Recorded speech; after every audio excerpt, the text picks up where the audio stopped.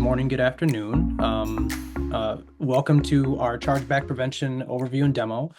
So as a quick intro, I'm Jacob. I head our solutions group here at Cleo. My role and my team, we work really closely with our customers. In fact, I've worked with quite a few of you on the phone today. We work with our customers and understand a lot of the challenges in your supply chains and the processes that you run. And what I aim to go through today is not only describe to you what our chargeback prevention capabilities look like, show you a live demo. I'm going to walk you through some technology as well. I want to describe some of the problem that we see in the market and some of the challenges that we see from our customers, and what we've aimed to solve for, and some of the capabilities that we have live in production ready to go today, that can help intercept some of the common challenges that lead to chargebacks in your day-to-day operations. So real quick, just housekeeping. The way that we're running this today, because we do have quite a few attendees, we're in broadcast mode, so you all can hear me. I can't hear you. You're all on mute. If you do have questions, please don't hesitate. Either I'll try to get to them toward the end of the call, or at worst case, we can follow up afterward if there's a more specific question that you want to raise. But down in the bottom, you should have a little Q&A menu option. If you click in there and type in your question, it'll come to me, and I will, again, do my best to get to it. And if we can't get to it, we will make sure that we follow up afterward. This is being recorded, so if for any reason you miss something that I say, or if your internet cuts out for some reason, we will make sure that we pass this along. So let's get rolling. Okay, so very quickly, I want to orient everyone. Most of you on this call are existing Cleo customers, and a lot of you run our Cleo integration cloud. Not all of you, so just kind of orient everyone on kind of how we view the technology that most of you are using today. So if you kind of start at the bottom of this little 5-layer diagram here, the way that we see this, and the way that most of you are using this today, is in our integration capabilities. So Cleo's traditional strength, of course, is in business-to-business integration, providing integration capabilities for most of the supply chain processes that our customers run. We're talking today primarily about order to cash and about sell-side processes. Primarily EDI today. EDI just happens to be a really good structure of data. Doesn't certainly have to be EDI, but of course many of you are using that just because of how prevalent EDI is in the market. But the key here is that we not only are integrating with your backend systems, your systems of record, we're interfacing different business-to-business data structures. Again, EDI, XML, PDF, a whole bunch of different technologies that get kind of pushed into these integration processes. And so those integrations might be handling things like inbound orders, or might be handling things like outbound ASNs and invoices. The whole point is that we can, and again, most of you are using this in a way that it's running the core of your business. Your B2B processes are flowing through this. What we've done over the last little while here, and especially helped out with AI, is we've put in this what we call our context layer, so that, and you'll see this in just a moment, what we're doing is not just transacting the document and transforming from one structure to another. And we're not just doing things like lookups and validations and cross-references. We're also contextualizing the information so that we can help you make more sense of what's actually happening. So an order is an order, but it's not, right? The detail of that order and the detail of what's actually acknowledged might be different than what was actually originally sent. The information that's contained in an invoice might be slightly different depending on how the transactions flow through your systems and your processes. And the goal for us is to understand that and help you spot these, not only the day-to-day operational signals, but the early warning signals as well. You'll hear me say that word over and over again today. Early warning signals is really key here in managing things in this intelligence layer. So when we start contextualizing these processes, we understand what's actually happening, what's being transacted, what's being ordered, what's being fulfilled, what's being invoiced, and we can start providing better intelligence to you as customers so that you understand what's being, what chargebacks might be on the horizon. If there's discrepancies between an order, a shipment, and an invoice, if there are some supplier processes, for example, that we want to start managing too, we can start layering layering these in, again, more intelligence that we can provide to you. So it's not just transacting data sets. And what we're doing in addition, and this is a little bit further than what we're talking about today, but just be aware that part of this also allows us to start exposing agentic processes. So whether that's for exception management, whether that's to take action and to triage some some things that are happening, whether it's anomalies, whether it's errors, we can start helping you make sense of the data and empower your people. So again, the goal here is rock solid integration layer, contextualize the information, provide some intelligence, which is what we'll primarily talk about today. And then again, if anybody has any kind of agentic strategies, we would love to talk to you about these as well, because it's obviously an area of interest for a lot of our customers and an area that we are quickly enhancing. So the key is that most of you today are set up running integrations through Cleo Integration Cloud. And in doing so, what's interesting is Cleo has a bit of a broad view of your business. So I just took a smattering of common retailers and grocers and customers that a lot of our customers have on the right-hand side. And the left-hand side are different business systems that a lot of our customers run today. And as most of you know, our platform then automates and integrates all of those processes back and forth. So an inbound order might come from Lowe's and go into NetSuite, for example, or you might have a WMS that produces some kind of a shipment document, an ASN that goes back out to Lowe's, for example. So maybe even in some cases it's multiple systems that are at play. But what's interesting is Cleo kind of sits in the middle, and we have visibility into all of those signals. And what it allows us to do is rationalize those across your different processes and not only look for proactive early warning signals to identify potential issues that might lead to things like chargebacks, but it also gives us the ability to start providing real-time information rather than just waiting until something fails. So your systems of record will absolutely still remain the systems of record. Manage your orders in your order management system. Manage your shipments in your shipment application. Manage your invoices in your finance application. Use Cleo to centralize a lot of that. And then again, because we can have all those signals, we can start producing some early warning signals. And in addition, start scorecarding these across all the different applications as well. So the key here is most of you running your integrations through Cleo today actually allows you to start taking advantage of this chargeback prevention capability now. There's no additional functionality we have to weave in. We don't have to redeploy any maps. You can just sort of layer this on. It does mean that the flows have to go through us. So if you're handling your ASNs, for example, outside of Cleo, then we wouldn't know and have access to that signal. So again, a little bit of detail there just to make sure that everyone's clear that in order for us to see these things, the documents and processes have to go through our platform. Again, most of you have this already set up. So I think a lot of you are set up well to take advantage of the chargeback prevention capabilities that we're talking about today. So what is it? Let me describe in a little detail on what chargeback prevention is and kind of how this fits and where the target audience is. So very specifically, it's a real-time intelligence platform that looks for the context of your orders to identify potential issues in your flows. So you might have things like timeliness of documents. When I receive an order, I have a certain time frame that I have to send back an acknowledgement or an ASN or an invoice. You might also have some in full requirements that you can start measuring. Did we actually produce an ASN with the correct number of line items? Did we produce it with the correct quantity of items that need to be shipped? Are we short shipped in some cases? To proactively alert and notify on those things is really critical so that we can take steps to avoid chargebacks in the first place.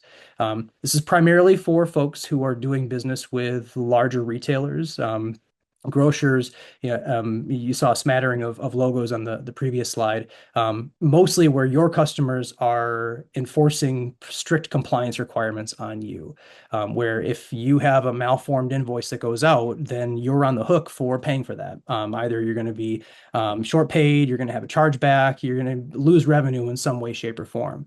And the way that this works is that we simply keep track of all of what's being processed through our system. And again, regardless of what backend system of record this goes to and from, regardless of what partner it's to and from, we can actually tease out information from an order, for example, that describes to us when this needs to be shipped by, how long do we have before an acknowledgement needs to go out. We can start inferring some of the mechanics of these processes from an order itself. We know a lot of these customers in this space, so that we can have some pre-built measurements that we can meter on as well. And of course, it's all configurable. Your compliances are specific to you in the relationship that you have with your customers. So we allow you to configure this in a way that it matches your specific requirements. And really, the key here, like I said, is for Cleo, because we sit in the middle of all of these flows and we have integrations to and from your systems of record, and we're already handling most of these process flows. We have visibility into those transactions, and we can already start instituting some early warning signals day one, so that you can start intercepting potential gaps, and again rectify those before they actually cause problems. So what we're seeing in the market is that most of these retailers are actually being more and more stringent about their compliance requirements. So in particular, things like chargebacks that might come from delayed documents or short shipped ASNs, or delayed or invalid invoices. All of those things add up to real impact and real problems for mostly the bottom line of your business. And I'll talk about it in a second. A lot of you, anybody who's actually managing your business to business processes today, you are handling all of you're kind of managing this through I'd argue heroics, where you are trying to intercept and watch for these potential issues. And as soon as you see a signal that says, oh, there might be a problem, you try to jump in and fix this so that you can avoid things like, with Walmart, if you're doing business with them, maybe your relationship's a little bit different, but commonly we see 3% of shipment value as the penalty if there is some compliance violation. Amazon has automated errors that if you fail an ASN, if you either fail timeliness or accuracy or completeness of an ASN, that you get immediately dinged. So there's not even like a case where you can go in and ask for forgiveness, or ask them, hey, sorry, I know we short shipped this. Can we send another ASN and another shipment expedited? Nope, it's already instantly causing problems for you. Target has up to 10K per incident, hopefully less than that in most of your cases. The supplier score for Home Depot, again, all that's impacted, and most of this is just automated, where there's, like in Lowe's case, no manual review. Like in some cases, you might go back and dispute some chargebacks, and again, I'll talk about this in a little bit. But if there's not even an opportunity to do so, again, really, once you have an issue that creeps up, that's a penalty that you're automatically enforced and are on the hook for. So really, the key for us, like I said, is about avoiding these in the first place. And when we talk about prevention, to me, that mostly means giving your teams, or potentially if you leverage Cleo's managed service, our team as well, a better signal, so that we know when there is something that needs action to resolve an issue before it causes an actual problem. So when we see timeliness and completeness and accuracy of these documents that are at risk, we should be able to identify that very early on in the process and let your teams take action so that you can fix that before it results in a chargeback. Now, like I said, most of you are managing this today. Not a perfect process by any means, but the reason that most of you don't have, some copious amounts of chargebacks that are being incurred is because your people are managing this through proactive monitoring of the system. Maybe they have emails that come out of the application. Maybe they watch our cockpit and our dashboard so that they can look for potential issues. But what happens is, if we kind of follow this from left to right, in the case where a violation occurs, we realize that, whoops, we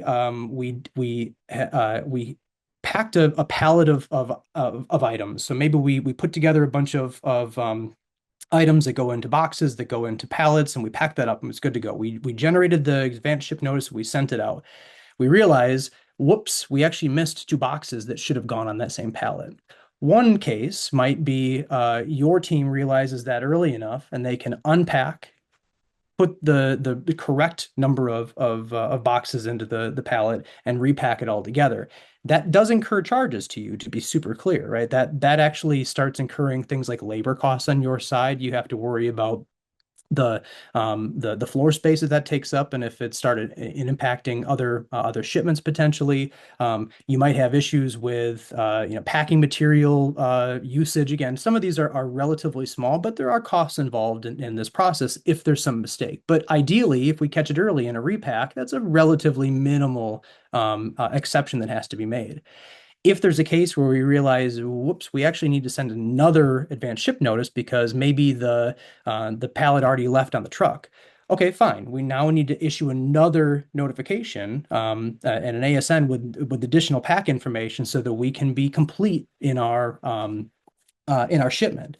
Now, the problem with this is that in some cases that might be another expedited truck. You might have to actually procure another carrier to run that lane for you. Maybe your 3PL can't respond as quickly as you need to, so you need to find a courier service. So again, this can get pretty costly very quickly, depending on what you're shipping and how far the distance is. But again, maybe not quite as significant as actually breaching the commitment with your retailer. In the case where we realize after the fact that whoops, we sent it all out, we know we're gonna fail the commitment. You might reach out and request an exception. Now, again, in some cases that's doable. In some cases, your retailer will accept that and allow it, and we can carry on. We might still have some small penalty because of it. We might still have, again, the scramble of people being distracted, so it might impact other processes. But similarly, this can be rectified if the retailer allows it. If they don't, again, now we're stuck. We have incurred a chargeback already, and now we're having to pay the penalty.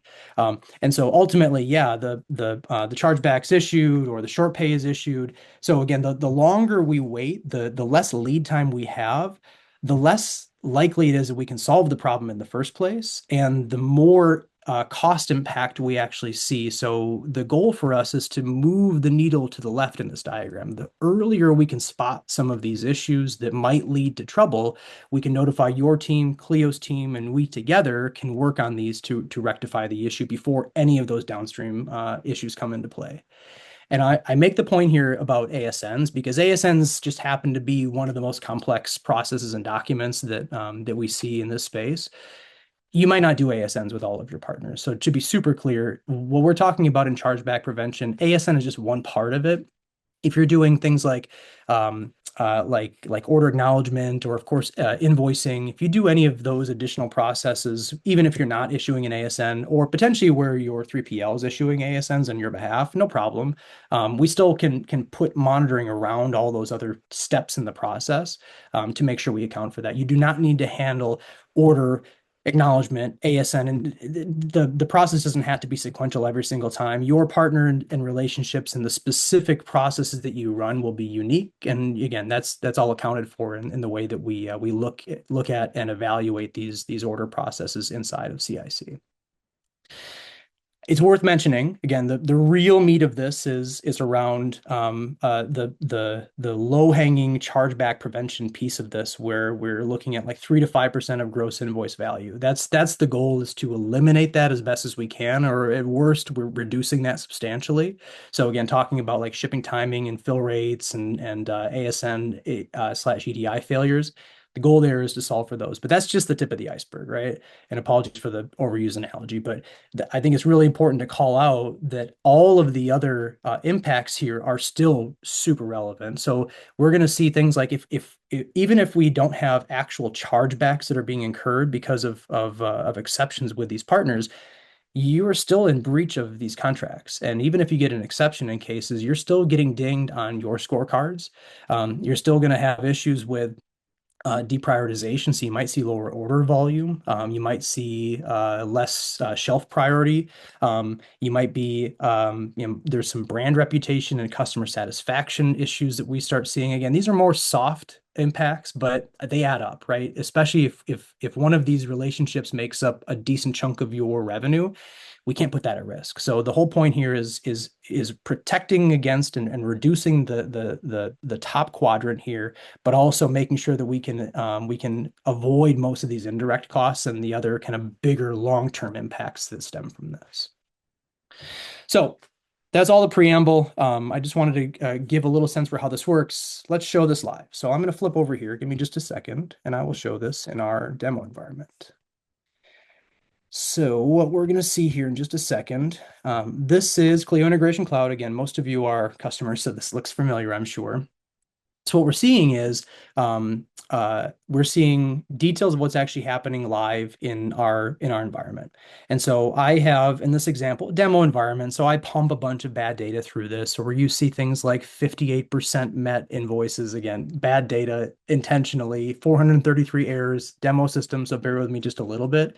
But the point here is that the dashboard in particular is meant to be at a glance actionable insights of what's happening in the system so that I know what needs attention. So, for example, if I'm looking for either trends or potential issues in my order to cash process with my retailers, I can start looking for potential spikes or potential gaps in my commitments and how frequently I'm failing those. And if I see a big uptick there, I know that there's some potential habitual problem that needs to be addressed. I can also have some input on what the financial risk is at this point. Based on what Cleo's seeing, we can start interpreting based on, again, order value and frequency of failures. We can start letting you know about if there are issues that we think there are risks involved. Again, the key is avoiding those in the first place. So what we see here too is this at-risk sales orders tile. So what I'm going to click into is going to take us directly to our orchestration tab up top. So what I'm doing here is I'm clicking into this at-risk shipments link. And what this does is it takes me in. Now it's going to show me my orchestration tab. For anybody who's seen Cleo Integration Cloud, we track all the transactions, again, all the different documents that we process, all the different integrations, success, fail, all of that's already natively in the system, doesn't go away. What we do is we add this orchestration tab where now we're tracking the order lifecycle rather than each transaction, or I guess I would say in addition to each transaction. So for example, I have this order here with Chewy. So if I click in here and I look at the order details, I can see in this case, again, this is less EDI. Of course, there's EDI behind the scenes. In this example, I've got a bunch of documents that I'm processing through. But what we're doing here is we're teasing out, we're contextualizing the order information. And in this scenario, you can see that this is the partner. Here's the number of line items, the order value. We produce this for the user, so it's much easier to see, along with how far along are we in the actual confirmation, in the shipment that's going out, and the invoicing that's actually happening. So, for example, in this case, where I had an order for all of these different, these different 5 line items and all of the quantity here, I can see that I confirmed all of that. That's great. I 100% confirmation on this order. Looks good. We sent it out. In this example, I had an 850 purchase order come in, and now I've sent the 855 acknowledgement back out. In this scenario, I actually have a couple of shipments that go out. Maybe I have a couple of distribution centers that I use to fulfill this order. Normal process. But what's happening now is we're tracking this again at the line item level, at the item quantity level. So the key is if I have a shipment that's supposed to go out in full by a certain time frame, in this example, I have 1 day remaining to actually get this shipment fully out. So this is a bit of a problem right now. This is why it shows up at risk, because I have a limited time frame to actually complete this shipment so that I can now invoice it on time.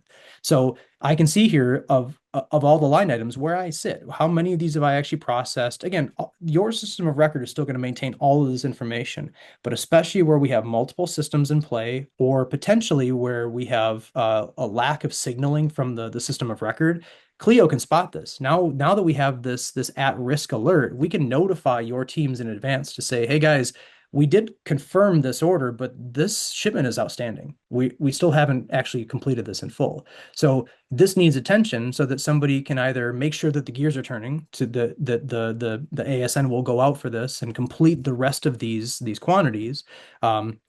Or again, if this is an invoice timing issue or an invoice completeness issue, we'd be able to spot that as well. So the key is that we're going to put you onto that error immediately, let you know well ahead of time that this issue might creep up. At the same time, we don't want to produce a bunch of noise. So again, this is all configurable behind the scenes of how early you want to be notified. So maybe you want to be notified more than 30 minutes ahead of time, but maybe not 2 days ahead of time, right? So again, it's tunable based on your business and your processes of when you'd like to receive these signals and when you want to know about some potential issues in your fulfillment processes. And if I go back here to the sales orders tab again, and if I refresh this, so what I'm going to see here, I'll show you a different one where I have really nothing in this case. Again, it just depends on what's being transacted. In this case, I have received an order. I haven't done anything with it. I haven't acknowledged it. I haven't shipped anything. I haven't invoiced anything. And again, we're going to give you a live view of where the order, where the acknowledgement, where the shipment, and where the invoice sit in this process. And it's worth noting too that if you do have a third-party logistics or a separate warehouse that you use that's actually producing ASNs on your behalf, we can tease that out as well. So even if you've got, you don't even do direct fulfillment, no problem. We can still account for that. And as long as we can, get a copy of those ASNs, we can see that. And then I'll show you a different one here in a second where I have a completed order. So this example is a slightly different where I have, again, fully confirmed, fully shipped. I haven't invoiced it yet. Not a problem because the timeliness hasn't actually caused any issue, but I know that this one's still outstanding. And if we get close enough to the time frame, then it will notify me that I need to take action. The other thing that's really interesting here is, again, because we contextualize this information, we can start doing things like leveraging AI to make this conversational. So again, you still have all your dashboards, your normal reports, you still have all of the normal visibility, alerting, and everything else that your teams are used to. What we add here is the ability to either use some of the pre-canned prompts that we use here. You see a whole bunch of these on the left-hand side that I've created. I can save them. You can use the pre-canned prompts if you want. I'll click this. It takes just a second to run.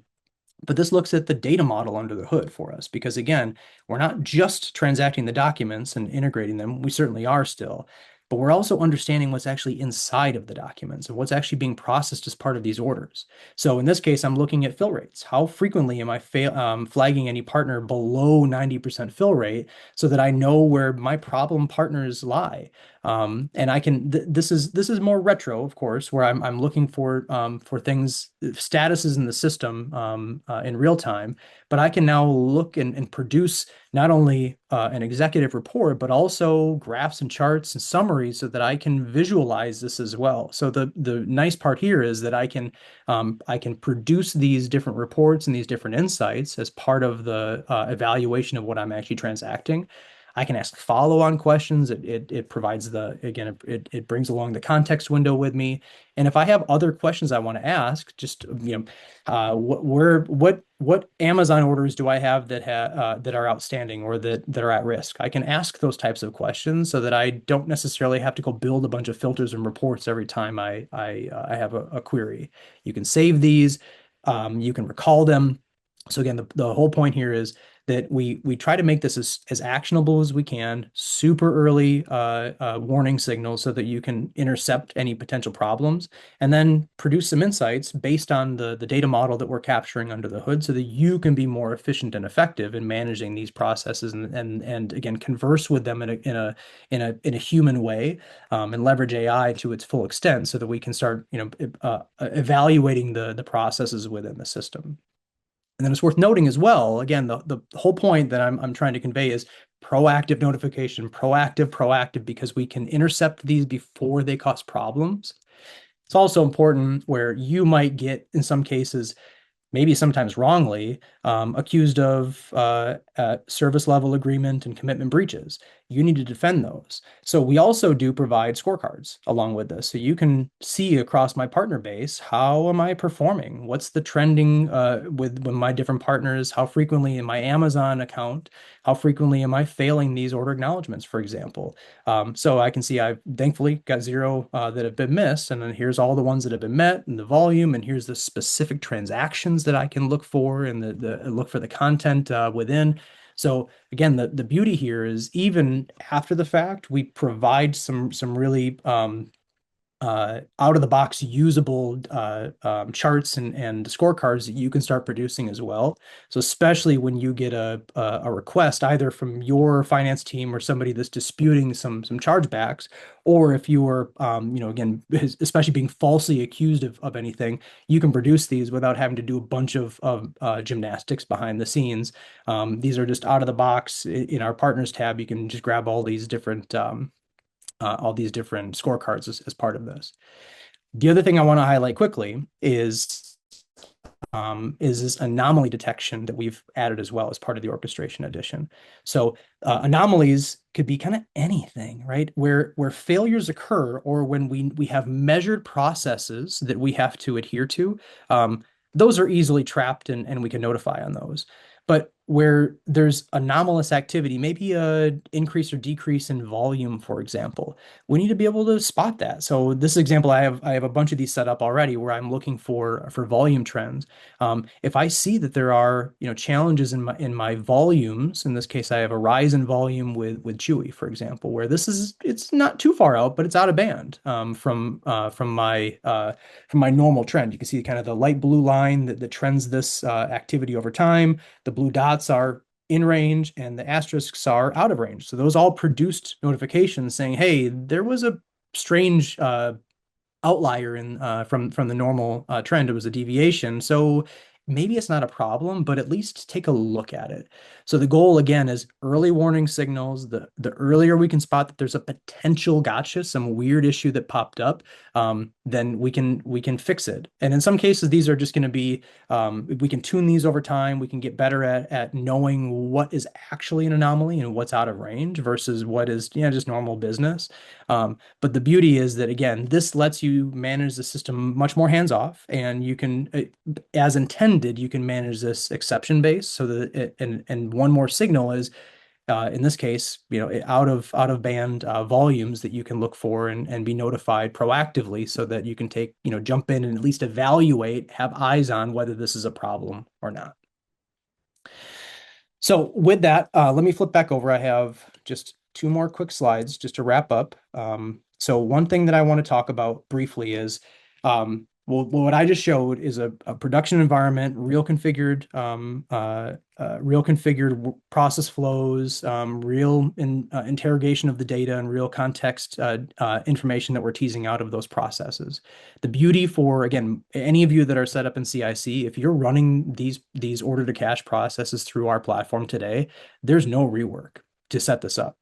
We enable this at your tenant level. We allow for the engine to start contextualizing the processes that you're running, and we start producing these insights day one.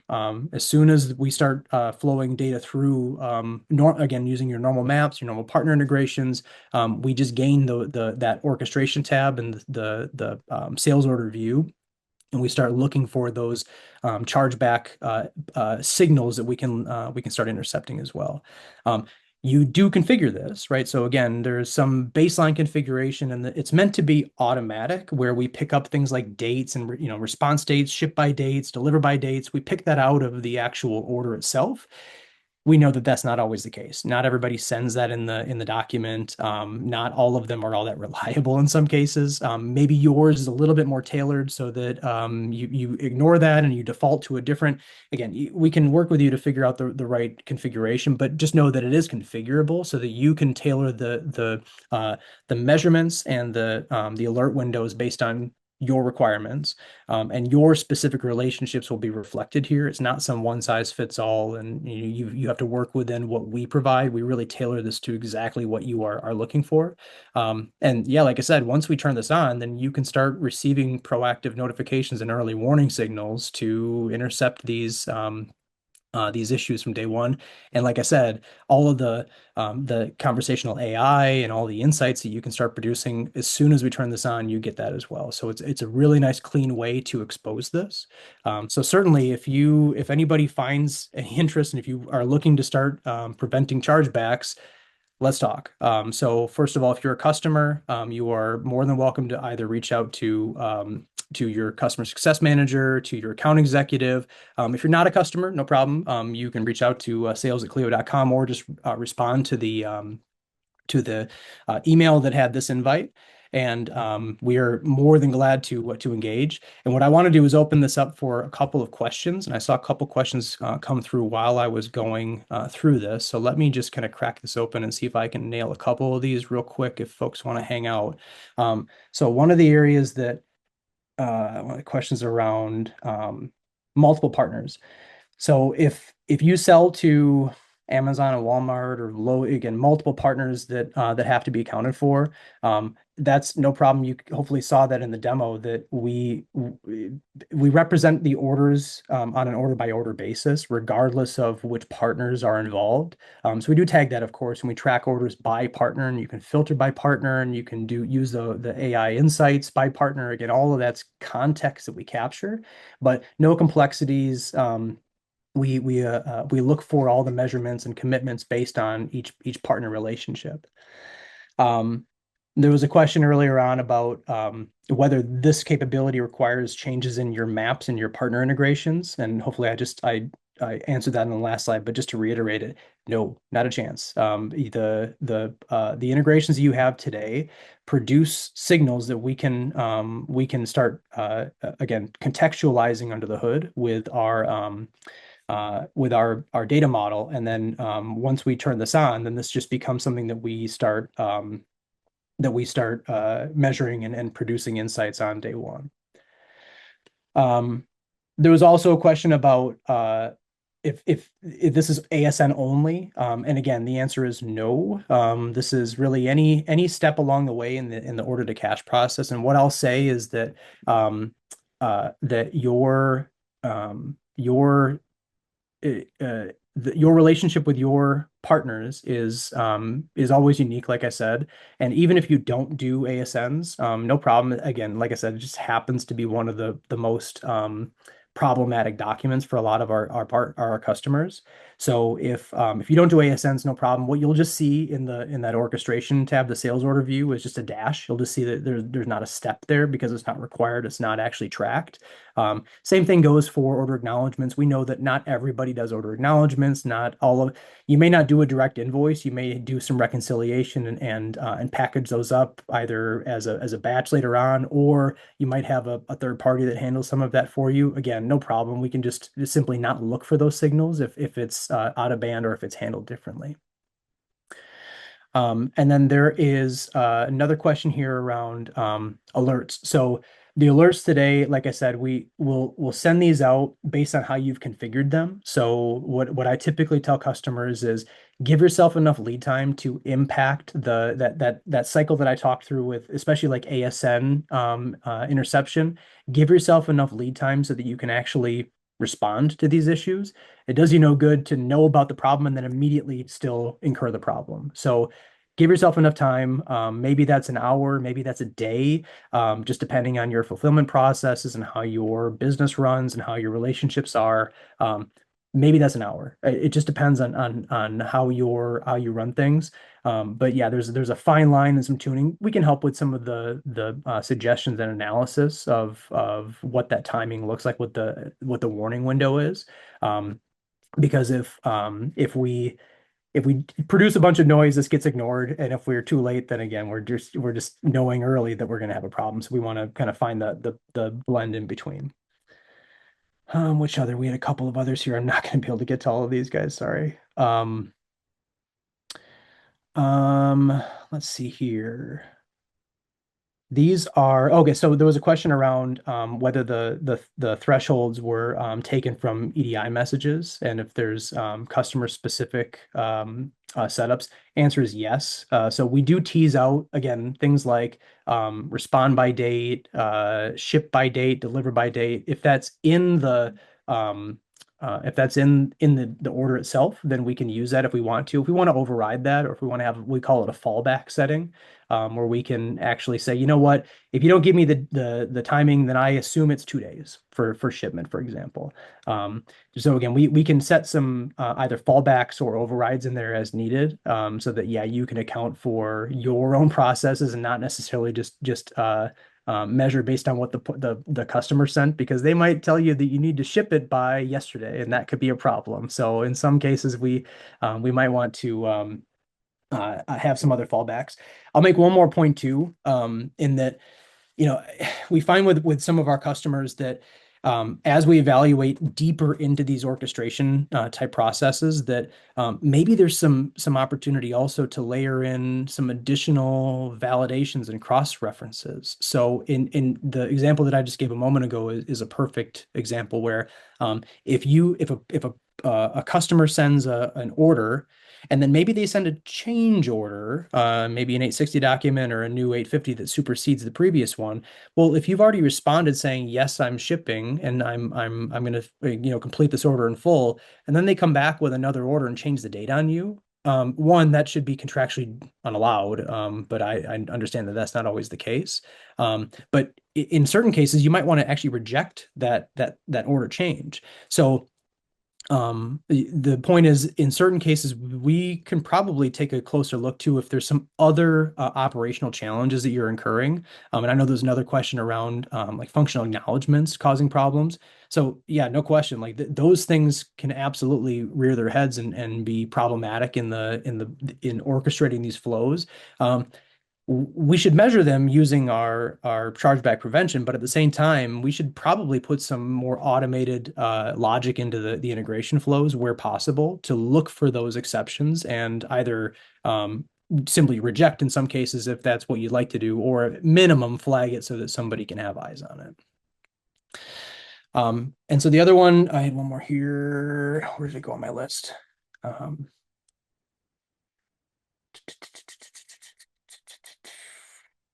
Oh, the other question was around scorecarding.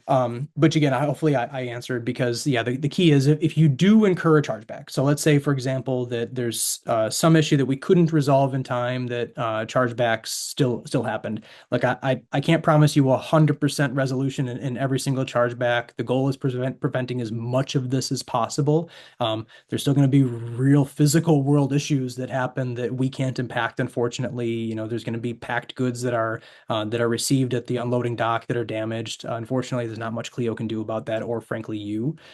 So in cases where you do still have a chargeback, or even if there's some signal that we know that there's a chargeback, we would still log that and show that as part of our scorecard. So again, the beauty is that you still, regardless of how well we're actually picking these off, and ideally we can reduce this as much as possible, but you can start producing scorecards that, one, show that trend over time, so that you hopefully can see month over month that you're actually decreasing the number of exceptions that you have, and you should be able to see that reflected in your chargebacks and short pays.